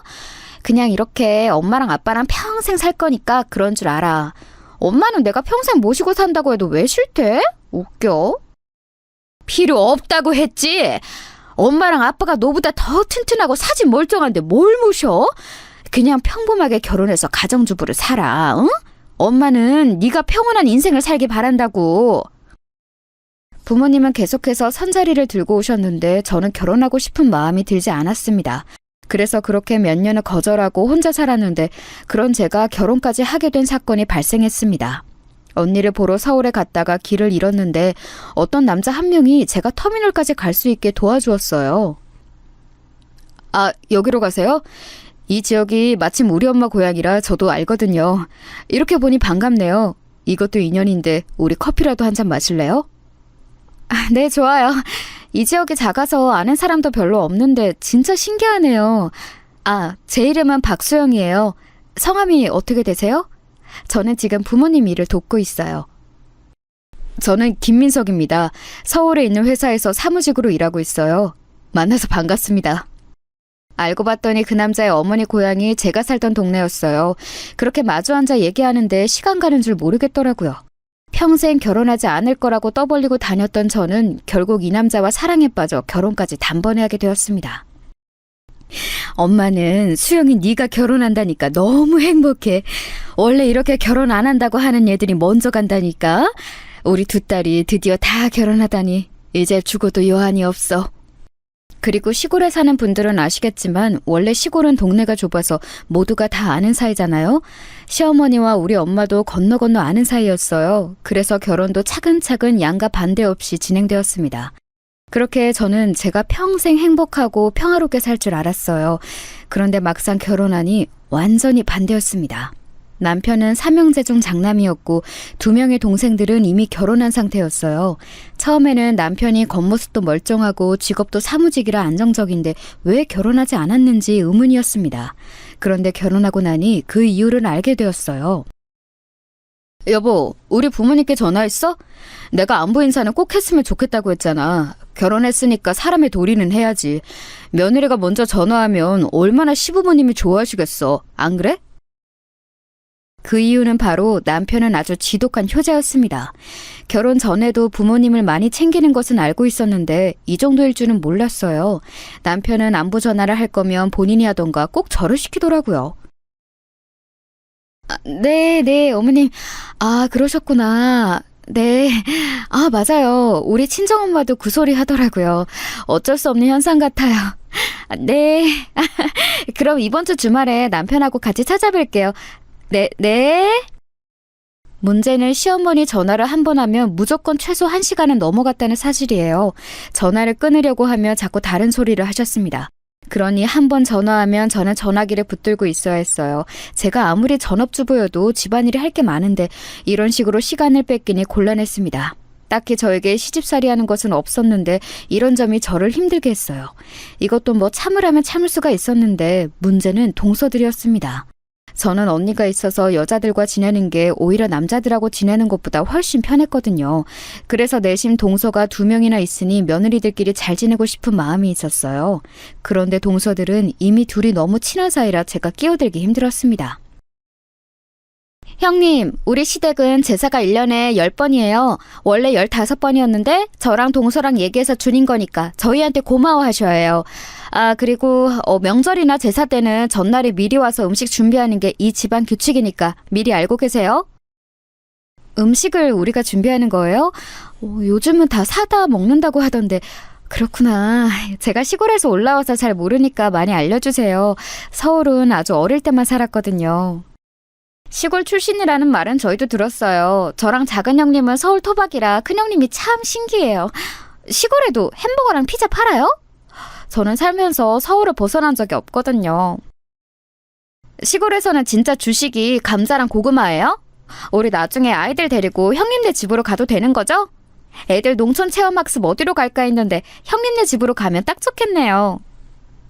아, 네, 오세요. 마침 우리 집에 농사도 짓고 과수원도 해서 아이들 오면 놀 거 많을 거예요. 언제든지 환영이에요. 동서들은 둘 다 서울 토박이었는데 은근히 저를 시골 출신이라고 무시하는 모습도 있었어요. 느낌상 우리 친정이 되게 가난하다고 생각하는 것 같더라고요. 그러는 본인들도 그렇게 여유롭게 사는 편은 아니었어요. 아무튼 결혼 생활이 제가 생각한 것과는 매우 달랐습니다. 그래도 친언니도 서울에 거주하니 그나마 다행이었어요. 문제는 여기서 또 발생했습니다. 당신 또 처형집에 갔다 왔어? 일주일에 도대체 몇 번을 가는 거야? 내가 그렇게 우리 집에 가자고 할 때는 피곤하다고 하더니 처형집은 왜 이렇게 자주 가? 언니가 나 기력 보충하라고 백숙 먹으러 오라고 해서 다녀왔어. 당신 것도 챙겨줘서 그거 들고 오느라 힘들었어. 시댁도 일주일에 한 번은 가잖아. 처형 집에 갈 시간에 우리 부모님 얼굴도 보고 와. 우리 엄마도 당신 먹으라고 반찬 많이 챙겨주잖아. 이런 시어머니 또 없다? 알겠어. 내가 시댁에 자주 가는 것처럼 당신도 우리 친정에 얼굴 비추고 그래.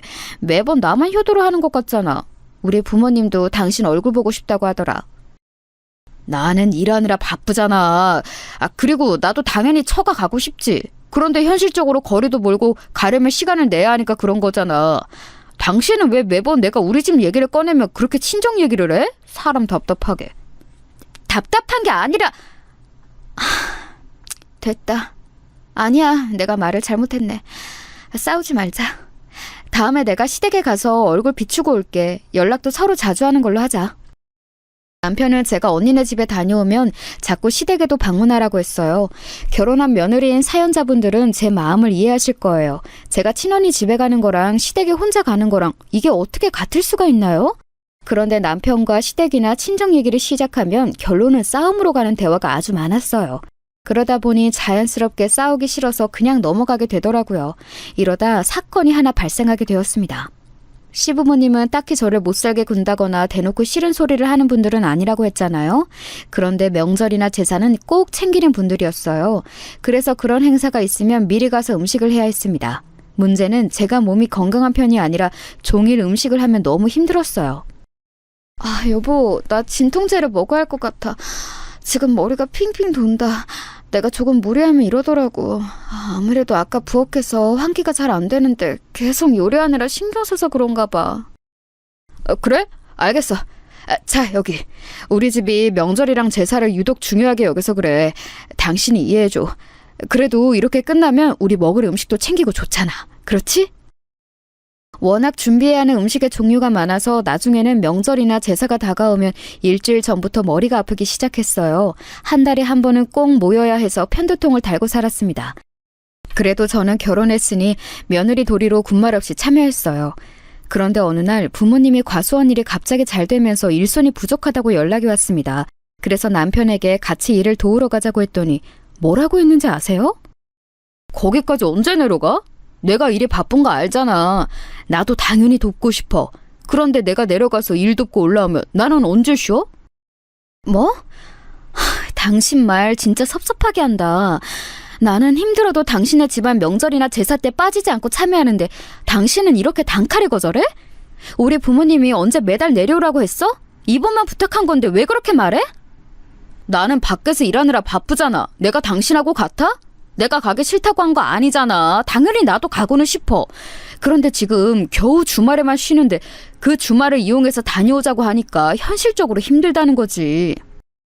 그럼 나 데려다주고 당신은 올라가. 그러면 되겠네. 우리 부모님한테는 급한 일이 있다고 내가 말할게. 그럼 됐지? 제가 시댁에 하는 것처럼 남편도 친정의 도리를 다하길 바랬어요. 그런데 남편은 일이 바쁘다며 우리 친정 일에는 진심으로 돕지 않았습니다. 너무 속상했지만 언니에게 말했더니 남자들이 원래 그렇다고 저보고 참으라고 하더라고요. 그래서 혼자 친정에 가서 일을 도왔는데 너무 다행인 것은 친정 부모님께서 하던 과수원이 크게 성공했다는 거였습니다. 아니 엄마, 이게 다 뭐야? 우리 이렇게 주문이 많이 들어와? 세상에, 나 살면서 우리 과수원이 이렇게 장사 잘 되는 거 이번이 처음인 것 같은데? 맞지? 맞아. 우리가 이번에 복숭아가 대박인 거 있지? 너희 아빠랑 나랑 고심해서 복숭아를 키웠더니 이게 그렇게 맛있어. 너도 올라갈 때 몇 박스 가져가. 가서 시댁이랑 주변에 드려.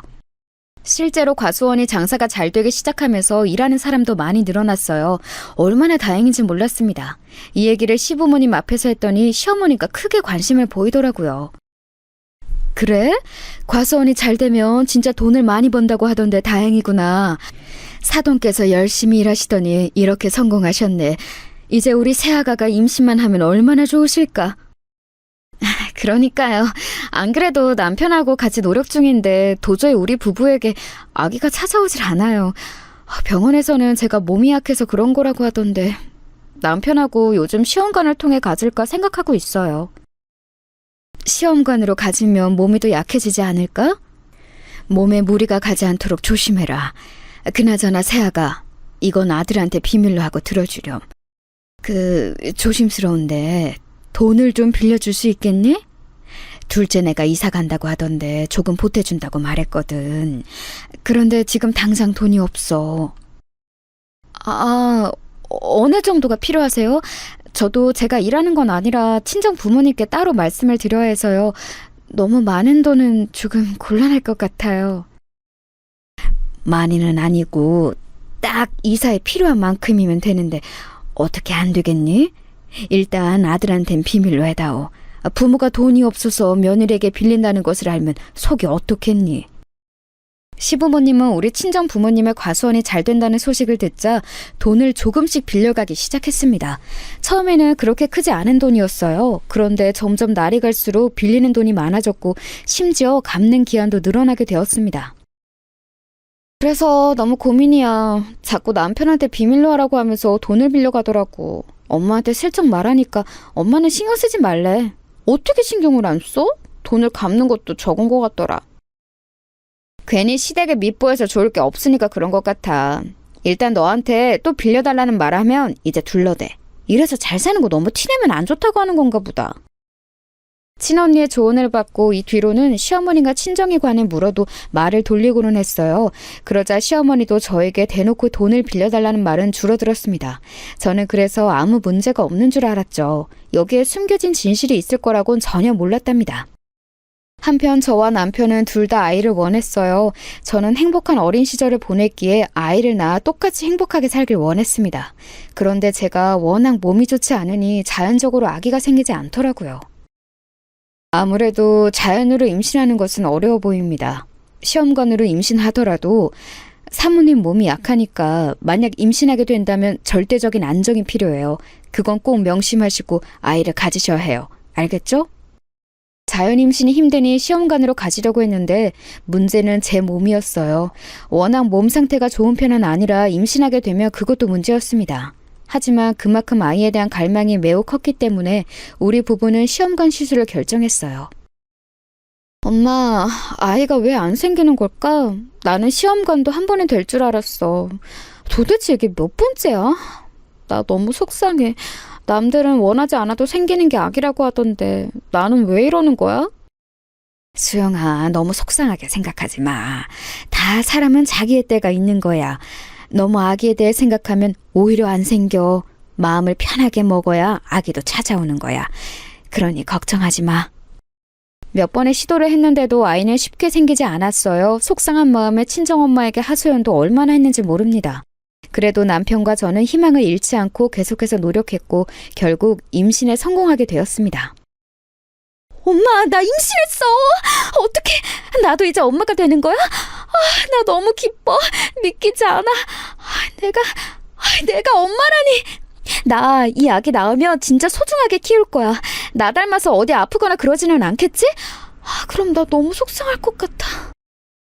얘는 아직 나오지도 않은 아기 건강 걱정이 웬 말이니? 네 몸이나 걱정해라. 엄마는 네 아기보다 네가 더 걱정이야. 내 새끼. 안 그래도 건강이 안 좋은데 괜히 시험관으로 임신해서 더 안 좋아지면 어떡해. 엄마가 보약 보내놨으니까 꼭 먹어. 알겠어? 보약을 또 보냈어? 이러다 나 보약을 무슨 물처럼 마시겠어. 엄마 덕분에 우리 집은 지금 영양 과다야. 시댁에선 나 임신해도 축하한다고 하고 아무 지원도 안 해주던데 역시 엄마밖에 없다. 제가 임신하고 섭섭했던 점은 바로 이거였어요. 물론 임신했다고 시댁에서 선물을 준다거나 그런 게 당연한 것은 전혀 아니라고 생각합니다. 그런데 진짜 아무것도 해주질 않으니 섭섭하더라고요. 이런 와중에 동서들과 갈등이 본격적으로 시작되었습니다. 그날은 제사 전날이라 며느리들끼리 모여서 음식을 하고 있었어요. 제가 임신한 상태라 계속 오래 앉아 있으며 그렇게 몸이 힘들더라고요. 또 저는 특별히 입덧을 굉장히 심하게 했었습니다. 그래서 음식을 하다 계속 화장실로 가서 위액을 뱉고 있었죠. 아가, 괜찮니? 입덧 때문에 힘들구나. 너무 힘들면 작은 방에 가서 누워있으렴. 나머지는 우리가 할게. 안 그래도 몸도 안 좋은데 걱정이다. 시어머니는 그런 저를 보며 걱정하시며 쉬라고 해주셨어요. 웬만하면 저도 옆에서 같이 음식을 했을 텐데 입덧도 그렇고 유난히 저는 어지럼증이 심하더라고요.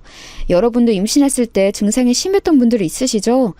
병원에서도 저는 특별히 조심해야 한다고 할 정도라 유난히 조심했는데 그 모습이 동서들에게는 안 좋게 보였나 봅니다. 형님, 나오셔서 식사라도 하세요. 그렇게 누워만 있으면 오히려 더 어지럽지 않아요? 적당히 몸이 움직여야 아이도 더 좋아해요. 엄마가 너무 가만히 있으면 아이가 답답하니까 나오세요. 맞아요. 저도 임신했을 때 누워 있었더니 병원에서 몸을 조금 움직여야 아이가 좋아한다고 하더라고요. 일단 나오셔서 뭐라도 드세요. 아, 또 입덧이라고 못 먹으려나? 아, 지금 나갈게. 이걸 다 만든 거야? 고생했네. 어머님 죄송해요. 다음 제사 때는 그래도 조금 나아진 상태로 올게요. 아니다. 네 몸이 우선이지. 힘들면 언제든지 말하렴. 자, 일단 우리 뭐라도 먹자. 입덧이라 먹을 수 있겠니? 못 먹겠으면 그냥 들어가서 있어. 동서들은 표정도 좋지 않아서 제가 눈치가 많이 보였어요. 하지만 저한테는 아이의 존재가 더 중요했기 때문에 끝까지 모른 척했습니다. 그러다 동서들과 사이가 더 나빠진 계기가 발생했어요. 바로 가족여행이었습니다. 시댁에서 여름 휴가로 같이 강원도 강릉으로 가족여행을 계획했더라고요. 그런데 저는 몸 상태가 좋지 않았고 또 절대 안정이 필요한 시기였습니다. 그래서 시부모님께 양해를 구하고 우리 부부는 여행에서 빠지기로 했죠. 이게 화근이 되어 동서들과 아예 틀어지게 되었습니다. 형님, 저도 그렇고 동서도 그렇고 우리 다 임신 경험이 있는데요. 우리가 강릉까지 걸어서 가자고 하는 것도 아니고 어차피 차 타고 갈 건데 뭐가 그렇게 힘드세요? 그래도 장남 부부잖아요. 지금 시부모님을 둘째랑 셋째 아들 부부가 모시라는 거예요? 아, 동서, 내가 건강한 몸이면 모르겠는데 내가 전에 말했잖아. 나는 원래 어릴 때 크게 아파서 무리하면 안 돼. 이번에도 병원에 말했더니 나한테 무리하면 안 된다고 여행은 무리라더라. 괜히 갔다가 잘못되면 안 되잖아. 아무리 몸이 안 좋아도 다들 여행은 잘 다녀요. 형님, 가족여행은 쏙 빠지고 나중에 따로 태교여행 가는 것은 아니죠? 이번에 안 가실 거면 비용은 내주셨으면 좋겠어요. 시부모님 비용을 형제들이 나눠내기로 했는데 형님네가 빠지면서 부담하는 비용이 늘었거든요. 우리 부부는 안 가는데 왜 돈을 내야 하는 거야? 돈이 없어서가 아니고 이해가 안 가서 그래. 게다가 내가 몸 상태가 임신한 상태잖아. 시부모님도 이해하는 걸 왜 동서가 나한테 이러는지 나는 이해가 가지 않아. 어쨌든 가족들이 같이 가는 여행에 형님네가 빠지는 건 맞잖아요. 그러면서 원래 쓰려고 했던 비용보다 많은 돈이 들어가니까 그게 우리 입장에선 부담이고요. 형님은 돈 내고 안 가면 오히려 이득 아닌가요? 몸 상태가 좋지 않아 여행에서 빠지겠다고 하니 둘째 동서에게 전화가 왔어요. 안 가는 대신 돈을 내라는 말에 너무 황당했습니다. 일단 알겠다고 대답하고 끊고 퇴근한 남편에게 말했죠. 그게 무슨 말이야? 돈을 내라고? 그럴 거면 그냥 우리도 가자. 여보, 많이 무리야? 내가 휴게소마다 서서 당신 상태 살필게. 그리고 강릉 가서 바다를 보며 기분 전환도 되고 오히려 좋지 않을까? 어차피 해외로 가는 것도 아니고 거기에도 병원이 있을 거야. 뭐? 당신의 돈을 안 낼 생각을 해야지. 거기서 가겠다고 생각을 하면 어떡해? 너무 당황스럽다. 병원에서도 가지 말라고 하던데 당신은 오히려 가자고? 어떻게 그럴 수가 있어? 당신은 내 걱정 안 해? 에이 여보, 당신 걱정을 안 하는 게 아니고 내 말은 우리가 어디 미국이나 호주를 가자고 하는 게 아니잖아. 강릉에도 산부인과가 있으니까 만약에 힘들면 병원 가면 되는 거지. 나는 당신이 바다를 보면 기분이 좋아질까 봐 그런 거야. 화났으면 미안해. 남편은 그 뒤로도 저를 설득했어요. 그래서 저는 남편의 말에 넘어가서 같이 여행을 가게 되었습니다. 갈 때는 남편의 차를 타고 편하게 이동했는데 확실히 휴게소마다 정차하니 편하게 갈 수 있었어요. 그리고 도착해서도 남편 말대로 바다를 보니 확실히 기분이 좋더라고요. 그런데 그 기분도 오래가지 못했습니다. 사건은 그날 밤에 일어났어요. 세아가 몸이 안 좋아도 옆에 앉아있기라도 해라. 그래도 모처럼 이렇게 가족끼리 여행 왔는데 분위기는 망치지 말자. 응? 너무 힘들면 들어가도 좋아. 숙소에서 술과 음식을 마구 사서 시댁 식구들은 같이 밥을 먹기 시작했습니다. 저는 그때도 입덧이 계속해서 진행 중이었어요. 음식 냄새를 맡으니 자꾸 속에서 뭐가 올라오는 느낌이 들더라고요. 그러면서 두통도 같이 오기 시작했습니다. 도저히 못 버틸 것 같아 일어났더니 셋째 동서가 저에게 말을 걸었어요. 형님, 일어나신 김에 저쪽에서 저희 술 좀 가져다 주세요. 맥주 3병 부탁드려요. 감사합니다. 동서는 그렇게 말하고 몸을 돌려 재밌게 얘기하기 시작했습니다. 당황했지만 맥주만 가져다 주고 방에서 쉬려고 했어요. 그렇게 술이 있는 베란다로 나가서 술을 가져오려고 했는데 순간적으로 머리가 핑 도는 느낌이 들었어요. 어떡하지? 여보. 저는 순간 몸이 너무 무겁게 느껴졌습니다. 그러면서 중심을 잃고 그대로 바닥에 넘어지고 말았어요. 넘어지면서 발목도 헛디뎠고 손으로 술두를 잡아 큰 소리가 나기 시작했죠. 여보! 이게 무슨 일이야? 여보, 괜찮아? 여보! 엄마, 아버지! 119 불러주세요! 수영아, 정신 차려, 수영아! 의식을 완전히 잃은 것은 아니었는데 정신을 제대로 차릴 수는 없었습니다. 그렇게 119가 와서 병원에 실려가게 되었죠. 정말 다행히 저도 아이도 크게 다치지는 않았어요. 하지만 아이가 놀랐는지 배가 무척 뭉쳤고 저도 정신적인 고통이 매우 컸습니다. 발목도 분질러지고 넘어지며 허리와 골반이 삐어서 움직이기 힘들더라고요. 수술하거나 그럴 정도는 아니었는데 확실히 몸에 무리가 가긴 했습니다. 아니, 당신은 왜 형수님한테 술을 가져오라고 시켜서 이 사단을 만들어? 그냥 당신이 가져왔으면 되잖아. 형수님, 괜찮으세요? 임신한 몸인데.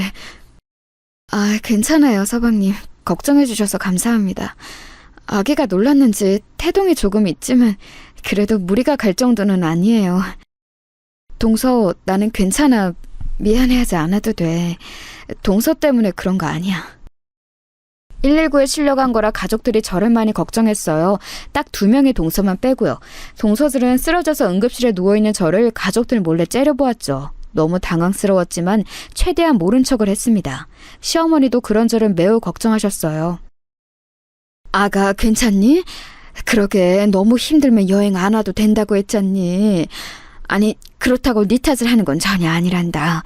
앞으로 혹시 조금이라도 힘들면 제사랑 명절 때 오지 마. 응? 아기 낳고 네 몸이 우선이지. 시어머니의 배려 덕분에 저는 여름에 갔던 가족여행 이후로 제사에 참여하지 않았습니다. 물론 그 과정에서 동서들의 미움을 한 몸에 받게 되었죠. 동서들은 제가 일부러 꾀를 내어 가지 않는다고 생각했나 봐요. 게다가 강릉에서 다쳐서 응급실에 간 것도 일부러 한 거라고 생각하는 모습에 기가 찼습니다. 하지만 제 태교가 우선이니 일단 모른 척했어요. 강릉에서 돌아온 후에 시어머니는 저에게 따로 연락이 오셨어요. 처음에는 제 몸 상태에 대해 걱정하더니 바로 본론을 꺼내셨습니다. 그래서 지금 자금이 조금 부족해. 새아가 친정에 어떻게 부탁할 수는 없니? 이번 사업이 잘 되면 우리 가족이 돈 걱정 없이 살 수 있을 것 같아. 너희 시아버지랑 시동생들이 마지막으로 하는 사업이잖니. 며느리들도 같이 하는 사업이니 잘 될 일만 남았단다. 일단 저는 확실히 할 예정은 없어요. 곧 출산이고 다른 일에 신경 쓰고 싶지는 않아서요. 그리고 돈도 제가 부모님께 또 부탁드릴 수는 없을 것 같아요. 죄송해요. 저도 도와드리고 싶은데 함부로 그럴 수가 없는 상황이잖아요. 그래? 알겠다. 아쉽긴 하네. 이건 분명 되는 사업이고 우리는 가족이잖니. 가족이라는 건 이렇게 힘을 합쳐야 할 때 서로 돕는 게 가족이거든. 세아가 너는 그걸 아는 사람인 줄 알았는데 아닌가 보다. 알겠다. 말을 들어보니 시댁 식구들이 동서들도 합쳐서 다 유통사업을 시작했다고 하더라고요. 그러면서 시골에 있는 농작물이나 과일 등을 유통하는 걸 한다고 하던데 누가 봐도 우리 친정과 협업하면 시댁만 좋은 현상이었어요. 제가 살짝 봤더니 너무 허술했고 무엇보다 저는 진짜로 태교에 신경을 쓰고 싶었어요. 그래서 거절했더니 시어머니는 대놓고 아쉬워하셨습니다. 하지만 그렇다고 정 때문에 사업을 같이 하는 것은 말이 되지 않는다고 생각했죠. 자금을 원하길래 그것도 거절하고 저도 불편한 마음으로 있던 도중이었어요. 그러다 오늘 제가 제보한 사연에 절정이 되는 사건이 발생했어요. 명절이나 제사는 빠졌는데 문제는 시아버지의 생신이었습니다. 하필이며 그때가 또 시아버지의 환갑이었어요. 그래서 저도 시아버지의 환갑에는 무조건 참여할 생각이었습니다. 그런데 며칠 앞두고 둘째 동서에게 전화가 한 통 걸려왔어요. 형님, 이번에 시아버지 환갑인 거 아시죠? 이번에도 몸이 안 좋으셔서 못 오시나요? 그래도 환갑이잖아요. 아이도 이제 어느 정도 안정기에 들어가지 않았나요? 아, 동서, 안 그래도 시아버지 환갑은 나도 가려고 했어. 그런데 혹시 우리가 음식을 준비해야 해? 내가 내 돈으로 차라리 출장 뷔페를 부를게. 동서들도 음식 준비하는 거 힘들지 않아? 어머? 지금 무슨 소리를 하는 거예요? 형님, 그래도 환갑인데 며느리들이 준비해야 도리에 맞는 거죠. 정성이 들어간 음식을 대접하는 게 맞지 않을까요?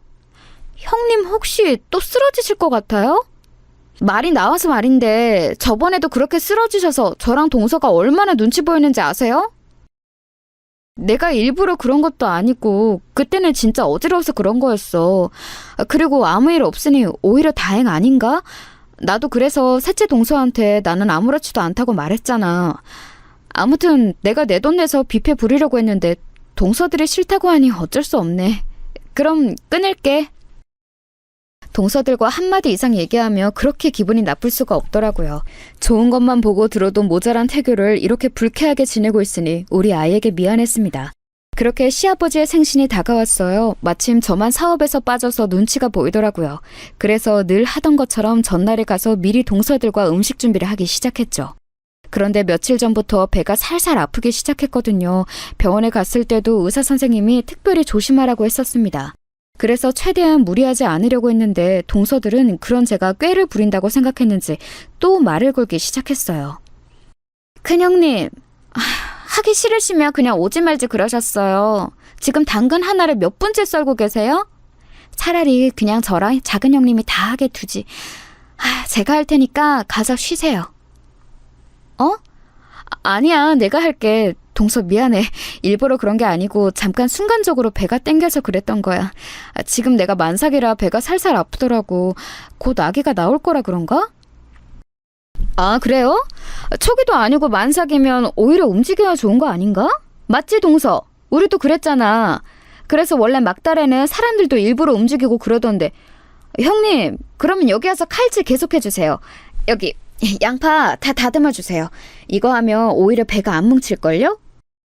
동서들은 그날따라 저에게 이것저것 시키는 게 참 많았습니다. 그동안 제 몸 상태를 이유로 명절과 제사 때 얼굴을 비추지 않아 불만이 많이 쌓였나 보더라고요.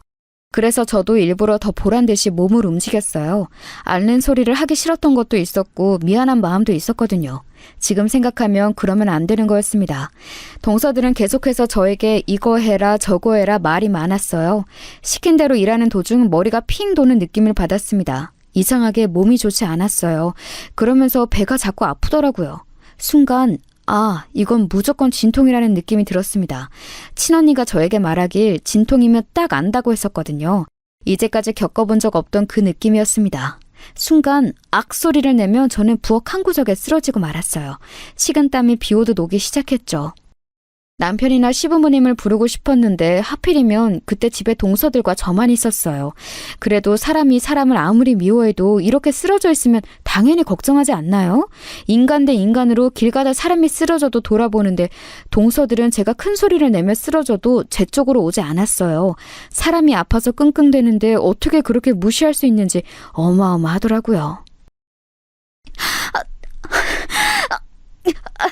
동서!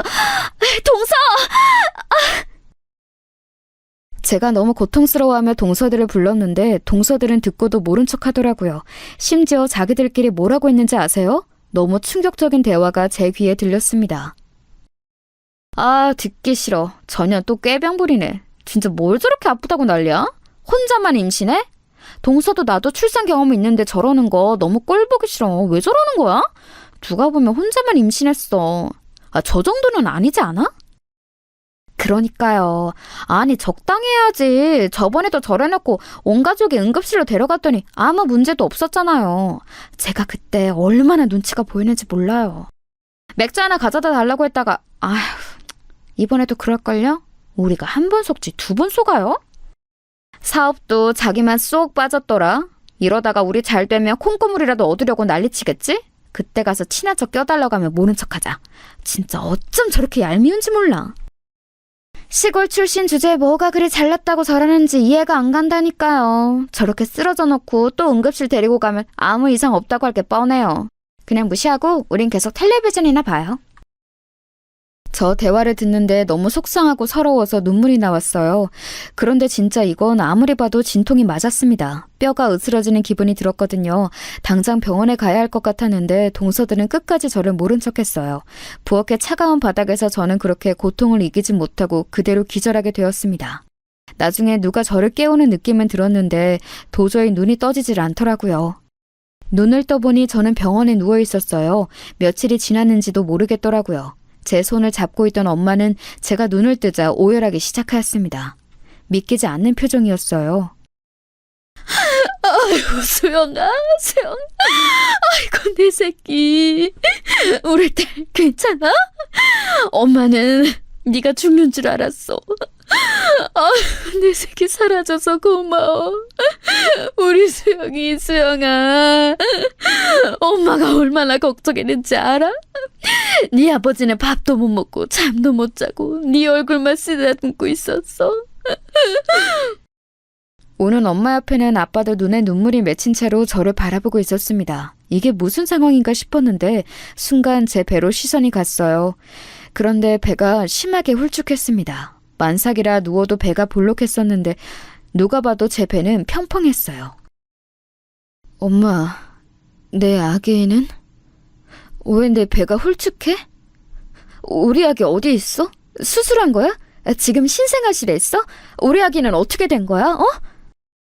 제가 묻는 말에 엄마와 아빠는 엉엉 울며 대답하지 못하셨어요.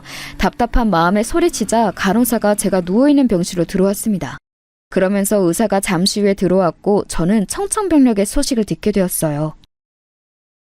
저 환자분 충격이 크시겠지만 사실을 알려드려야 해서요.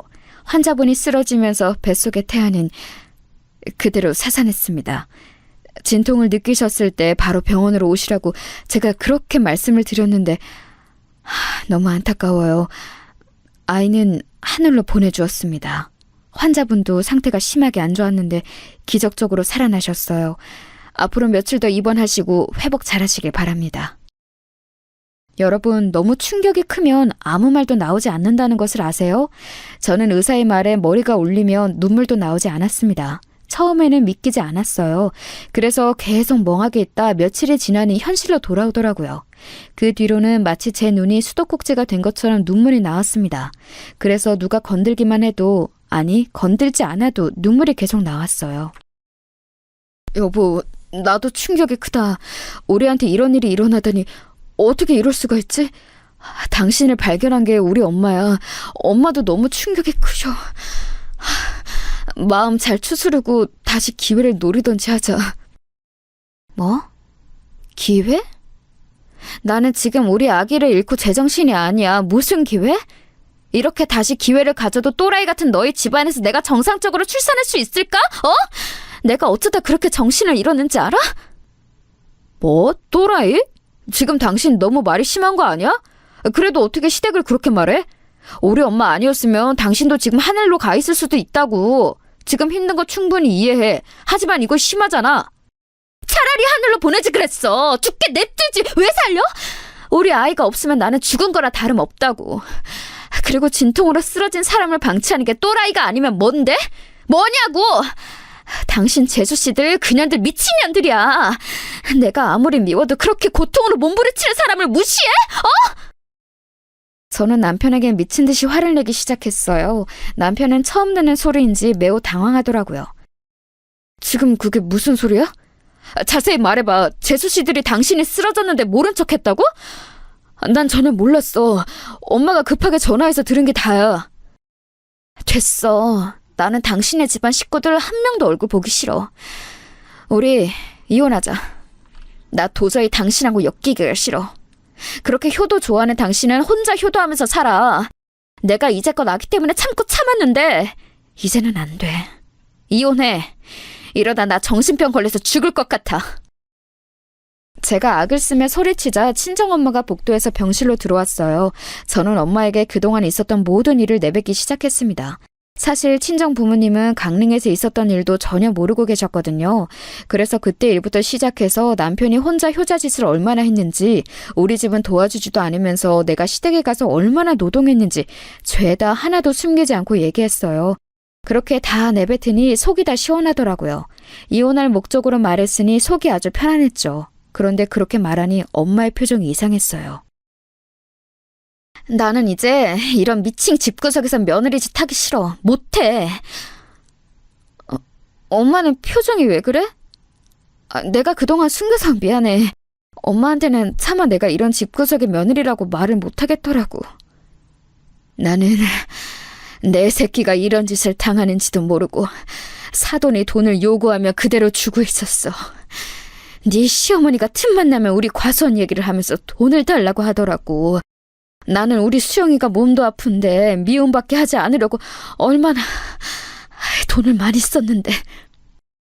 뭐? 이건 또 무슨 소리야?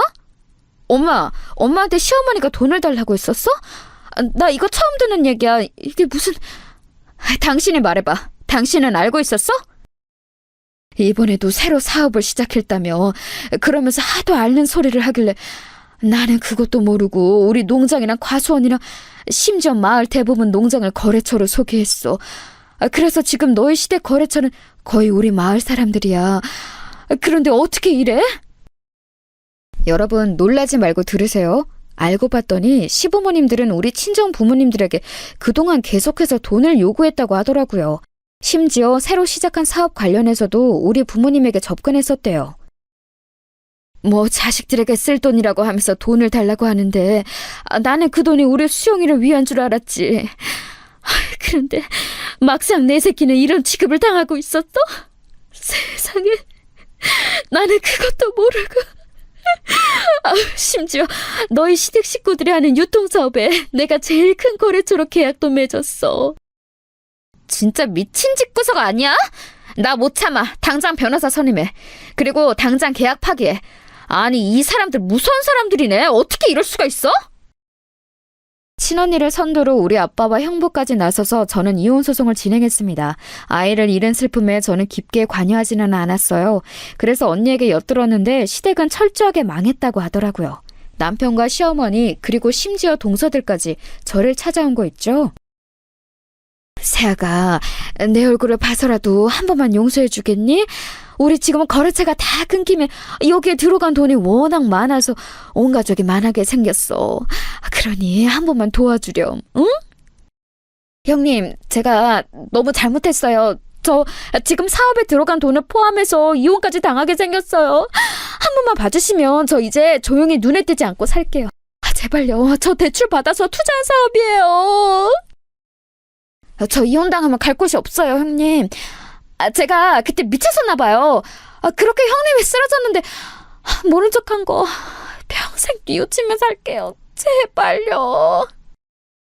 수영아, 다시 생각해봐. 우리 다시 처음부터 시작하자. 아직 나는 너를 사랑해. 어? 이렇게 헤어지기엔 너무 아쉬워. 내가 사업하고 돈 때문에 너한테 이러는 건 아니야. 물론 저는 저렇게 찾아와서 말해도 눈 하나 깜빡하지 않았습니다. 내가 며느리로 있을 때 잘하지? 라는 생각만 머릿속을 지배했어요. 특히 동서들한테는 너무 괘씸한 마음이 들었습니다. 그래서 부모님께 말해서 마을 사람들의 거래도 모조리 끊게 했어요. 동서들이 돈이 얼마나 들어갔는지는 제 알 바가 아니었습니다.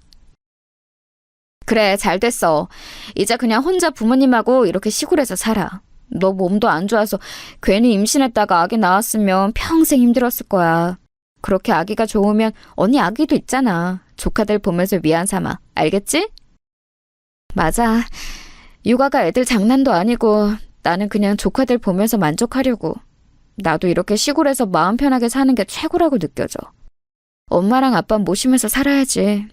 그 미친 집에서 며느리로 계속 살았으면 나는 도저히 못 버텼을 것 같아. 이렇게 저는 저 미친 집안과 연을 끊게 되었습니다. 알터니가 빠진 것처럼 통쾌했어요. 여기까지가 제가 준비한 사연입니다. 재밌게 들으셨나요? 저는 지금 그래서 부모님 댁으로 내려와 살고 있어요.